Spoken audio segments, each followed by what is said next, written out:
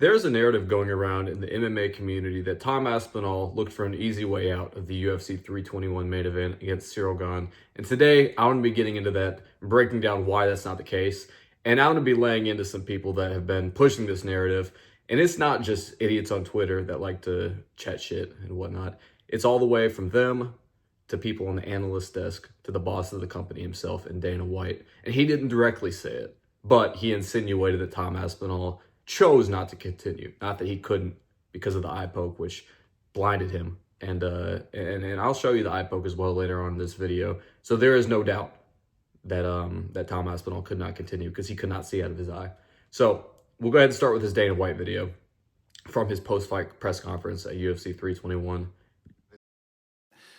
There probably will be a lot more interest in the rematch after they saw, he had Tom bloodied up, and Tom didn't want to continue in the fight. So Tom didn't want to continue in the fight. That's very specific language to use. Instead of saying Tom could not continue in this fight because of the eye poke, he said Tom did not want to continue. And I think there are lots of motives for Dana White to say this. I think just as recently, Tom Aspinall said he would not fight Ante Delija for the belt. He would rather vacate than fight his friend. Andy Aspinall, his dad, has said that he thinks Tom should go do boxing, which I think is all just negotiation tactics. However, Dana probably didn't like that too much. And then it extends back as well to the whole John Jones saga, in which Dana came out of that looking like a fool. And I think he holds some resentment against Tom Aspinall for that. It's insane to me that Dana cannot put his pride to the side just a little bit and promote one of the most exciting champions of the sport. I mean, you got Ilya, Pereira, and Tom. I would say those are the big three of the most exciting champions in the sport right now. And the fact that he is holding this grudge over him for something that's not even Tom's fault. Only person to blame for this is John and Dana himself. The fact that he is still holding this grudge over Tom Aspinall because of this, and he has done more tearing Tom down than he does promoting him. It's insane to me that this guy is the promoter of this billion-dollar company, and he's treating the heavyweight champion like this, who is one of the most exciting champions. He's making it a point to say Tom looked for an easy way out of this fight. Now, he didn't directly say that, obviously, but read between the lines. It's not hard to figure out what he's trying to insinuate there. This is insane to me. This is insane to me, and it's untrue. It's completely untrue. I'll show you the eye poke right now. Let's look at this right here. Warning, before the finger goes in the eye. If you're watching this video, you've probably already seen it. However, it's so bad that I'm going to warn you before I show the finger going into the eye. That's how nasty it is. So here's the initial contact that was made by Gane. And that alone isn't much. It's not bad. And frankly, if this was the end of it, Tom probably wouldn't even been paused for a moment. Tom would have just fought through it. However, you can see Gane post off his face and dig knuckle deep into his eye. If you look at that left eye right there, that's under the eyelid, and he is half a finger deep into Tom's eye. And then up here, you can see him knuckle deep, pushing into Tom, the corner of his eye right here. There should be no doubt from anyone that Tom could not continue this fight. There's no way he could have seen after this. He couldn't even open his eye. Even after the fight, even after the 5-minute period was over and he was interviewed by DC afterwards, he still couldn't open the fight. He had to go to the hospital immediately after. So this narrative from Dana White and others, which I'll get into others, but specifically from Dana White, the promoter of this company, that Tom Aspinall looked for an easy way out of this fight is ridiculous. It's moronic, and it just shows that Dana is holding a grudge over Tom Aspinall for something that he could not control. We'll move on to the aforementioned people on the analyst desk, these two bozos, Chael Sonnen and Anthony Smith, that you're about to hear talk.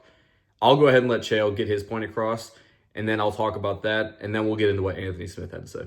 But in all fairness, if you're the heavyweight champion of the world, you got to fight with one eye at times. I thought that the fight was turning out to be a little bit harder than perhaps Tom had expected. I have one concern with Tom, and this is not his fault. It's because he's so doggone good. But the reality is he finished 6 guys in the first round. He's never been to a third round of a fight, just for example. So the question is, how are you going to respond when things get tough? But there was something about the way that the story was being told, the way that it was being held on the eye and never removed. I mean, don't forget, this cloth that he had in his eye contained an ice cube.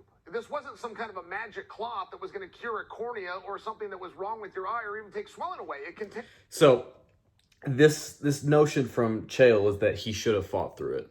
And sometimes you just have to fight through being blinded. That's just what it is as a fighter, according to Chael Sonnen. You just have to push through, which is ridiculous to say with the heavyweight title on the line. And yes, round one was probably not going as smoothly for Tom as many expected. It was not one-way traffic. The people acting like Gane was clearly dominating that round are insane. And I'll get into a little bit more of the first round and some strikes Tom were landing later on in this video. But pushing this narrative that Tom looked for an easy way out of this fight and he should have fought through it, but he didn't because round one wasn't going for him like he wanted, it's insane to me. It's ridiculous. And it's so far from the truth. I don't know how these people are getting away with saying this on national TV. Let's go to what Anthony Smith had to say. Real time, up ahead. I'm not saying it's Tom's fault, and I'm not gonna, pretend that I know how bad it is or isn't. I think Chael made a poetic point that you have to be used to or willing to fight with one eye. You have to be willing to fight with one eye. Now, mind you, these are two guys who have never touched championship gold. These guys have never been champion in the UFC in their career. So I'm not sure if they're coming from a place of being able to give Tom Aspinall advice on how they should be fighting in championship fights. But let that be known that these guys have never been champions. And here they are saying, sometimes you just got to fight with one eye. In Singapore, you never say, I can't see if you want to continue to fight. So when they ask the question, you just nod your head and you just walk away. Like, you find a way to get away from the doctor. If you want to fight, you can fight. If you want to fight, you can fight. That's just not true. If you're blinded because of an illegal eye poke, there's not much else to it. If you can't continue because you can't see because of an illegal maneuver from a fighter. Now, I don't know, if Gane caught him with a jab and hurt his eye and Tom was like, oh, I can't see. Yeah, he'd be taking an easy way out. He wouldn't be wanting to fight through. This was an illegal move from Ciryl Gane. He poked him in the eye, knuckle deep in both eyes.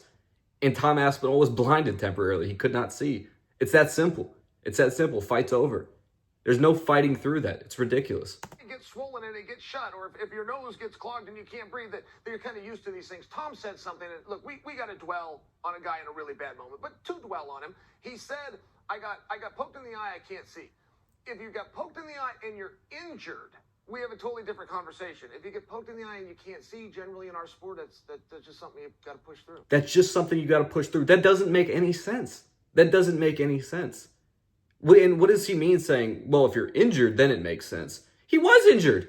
His eye was gouged. That's an injury.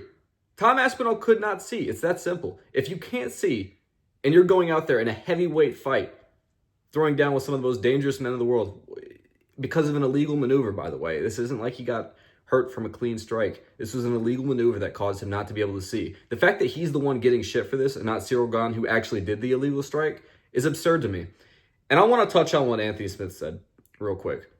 All that was coming from the guy who ended up in this position in nearly all of his losses. Curled up in a ball, accepting defeat. That's what really pisses me off about what Anthony Smith had to say. It's not the fact that it was an objectively wrong take. That is annoying. But it's the fact that it's coming from this guy who ended up in a fetal position, curled up in a ball, quitting anytime he would face any sort of adversity in a fight. Anytime he'd be outmatched, anytime he'd be hurt, he would end up curled up in a ball, quitting. The fact that this guy has the gall to get on the analyst desk and talk about, oh, Tom Aspinall should have just pushed through. I would have done it. I did it in Singapore, in fact. What are we talking about? What are we talking about? And of course, and I'm not going to touch on this too long, but you got idiots on Twitter like this guy, Aspinall, when he can't finish his opponent in the first round. Tom Aspinall, as soon as Ciryl Gane poked his eye, insinuating that he's faking it. Yeah, these folks, there's plenty of these guys online. I'm not going to touch on them for too long, but it's just annoying. It's just annoying seeing all these people just absolute spit bullshit online who don't know what they're talking about. And it's fans of a certain fighter. We know who that fighter is. We don't got to get into that too much. Granted, this channel's new, but I've shit on John Jones plenty of times.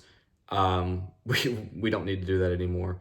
So forget that. But we know who those guys are fans of. We know who they're defending, and it's lame. It's weak. We already showed the eye poke right there. I'm also going to touch on this too. This was early in the round, about 2 minutes before the initial eye poke. Ciryl Gane stopped the takedown, which people are saying, oh, Tom couldn't get him down. He was losing the first round. He wasn't able to get him down. That's why he wanted out. Gane stuffed the initial takedown itself with it wasn't an eye poke in this instance, but outstretched fingers into the face of Tom Aspinall. That's why he stopped the takedown. Gane is a notorious cheater, and I'm not going to say he's an intentionally dirty fighter. I think that may be the case. However, I'm not going to label him that in the heat of the moment and whatnot. I'm going to ease off on that. However, he was clearly using this earlier in the fight too. And that's the reason he stopped that takedown that people are claiming Tom Aspinall quit because he couldn't get this takedown. Gane is cheating in this moment too. It's ridiculous. And then here, I want to get into this real quick before I end this video. For the people that have this narrative that Gane was completely outclassing Tom on the feet, that this was one-way traffic and Tom just wanted to quit because, you know, he was losing so bad on the feet. Yes, his nose was busted up, but outside of a few jabs, Gane wasn't landing much of anything. And here, this was right before the stoppage. In fact, this is about 20 to 30 seconds before. I'm not going to play the video because I don't want to get copyrighted because this is footage during a fight. But you can see Tom takes Gane off his feet with this low kick. You can see him right there. Takes him off his feet with this low kick. And then right after that, let's see. Blitzes in. Catches him right on the face with the two. With Gane standing straight upright. Knocked him back with it.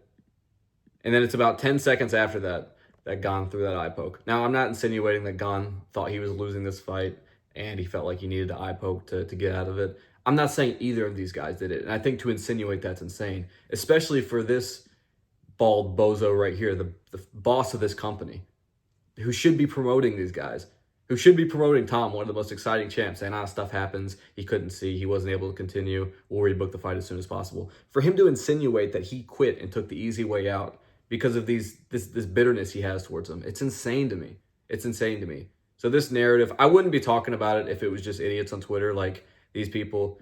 But it's the fact that people on the UFC analyst desk are talking about it like Tom took the easy way out and he should have just fought through it. And you have Dana White himself saying Tom didn't want to continue. He just didn't want to. Just didn't want to.